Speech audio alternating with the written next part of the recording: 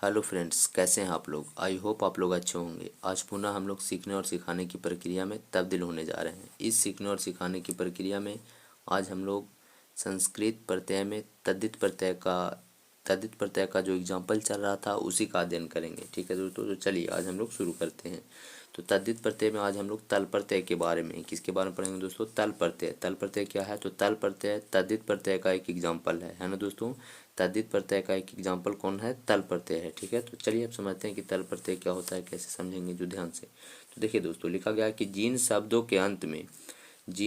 के अंत में ता लगा हो उसमें तल प्रत्यय होता है। ठीक है दोस्तों, यानी जौन शब्द आपको मिले, जिस शब्द के अंत में आपको ता दिख जाए उसमें कौन सा प्रत्यय होता है दोस्तों? तल प्रत्यय होता है। ठीक है, चलिए आगे समझिए।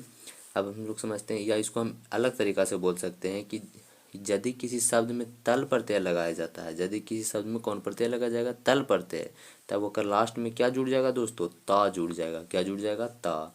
तो जिन शब्दों के अंत में ता लगल रहता है हम लोग को समझ जाना चाहिए कि उसमें कौन प्रत्यय है दोस्तों? तल प्रत्यय है। जैसे अगर हम आपको कहें दोस्तों कि मानवता, क्या कह रहे हैं दोस्तों? मानवता। अगर आपसे पूछे कि मानवता में कौन प्रत्यय है तो आप कहिएगा कि अच्छा लास्ट में ता लगा हुआ है। और अभी हम लोग जाने कि जेकर लास्ट में ता लगा हुआ है हम लोग को समझ जाना चाहिए कि इसमें कौन सा प्रत्यय है दोस्तों? तल प्रत्यय है। कौन सा प्रत्यय है? तल प्रत्यय। ठीक है दोस्तों, समझ में आ गया। या अगर हम कहें कि यदि किसी शब्द के अंत में तल जोड़ना है, ठीक है, यदि किसी शब्द में तल प्रत्यय जुड़ता है तब उसके लास्ट में ता लग जाता है ना दोस्तों, यानी दानव की क्या हो जाएगा दोस्तों? दानवता। क्या होगा? दानवता। तो चलिए इसका एग्जाम्पल हम लोग समझते हैं, ध्यान से समझिएगा। तो देखिए, शब्द जोड़ प्रत्यय बराबर निष्पन्न पद, मतलब शब्द में प्रत्यय जोड़ रहे हैं, प्रत्यय में भी तल प्रत्यय जोड़ेंगे और उससे क्या निकलने वाला पद, क्या बनने वाला पद या क्या निष्पन्न पद होगा जो समझेंगे। तो देखिए दोस्तों, क्या है जो लघु जोड़ तल, तो लघु में तल जोड़ेंगे तो लघुता होगा। क्या होगा? लघुता।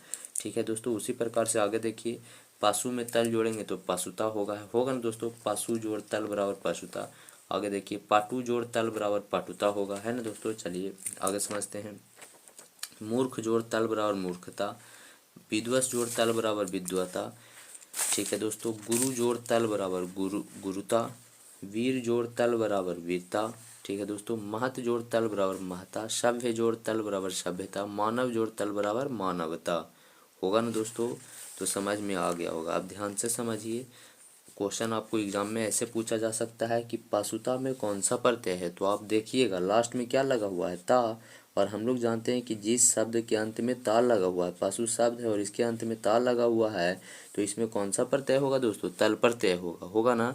चलिए, यह क्वेश्चन एग्जाम में आपको ऐसे पूछ सकता है कि मूर्ख जोड़ तल से बनने वाला पद क्या होगा, तो क्या होगा दोस्तों? मूर्खता होगा ना। तो इस तरह से आप इसको समझ सकते हैं। ठीक है दोस्तों, तो आज के लिए इतना ही।